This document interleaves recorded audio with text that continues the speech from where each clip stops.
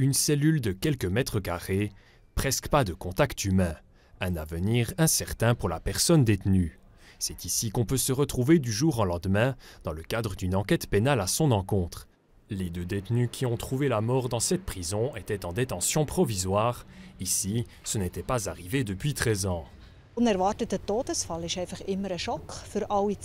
Un décès inattendu est toujours un choc, surtout pour les proches pour qui c'est un événement inimaginable, pour les employés de la prison aussi, même si nous devrions nous y attendre d'un point de vue professionnel, quand ça arrive c'est un choc pour tout le monde.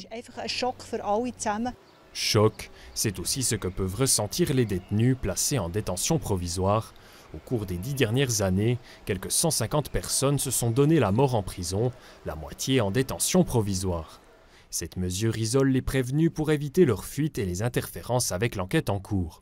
L'avocat biennois Mark Vollmann comprend la nécessité de la procédure, mais ne la prend pas à la légère.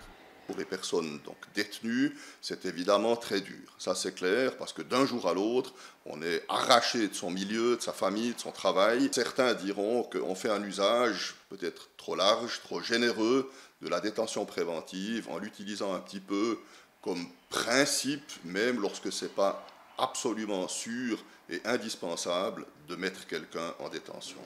Pour prévenir les drames, la police puis le personnel pénitentiaire évaluent les détenus pour déterminer s'ils sont aptes à la détention.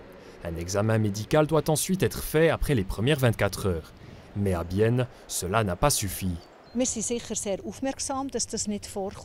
faisons attention à ce que ça n'arrive pas, mais un décès inattendu arrive partout. On peut être surpris par une mort soudaine tout le temps. L'organisation de droits humains Human Rights est plus critique sur la question.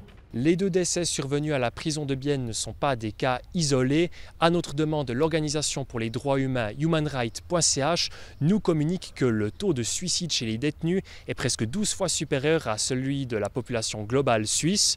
Le travail de l'organisation montre que les personnes concernées se sentent souvent impuissantes et perdent tout contrôle sur leur vie lors de leur mise en détention.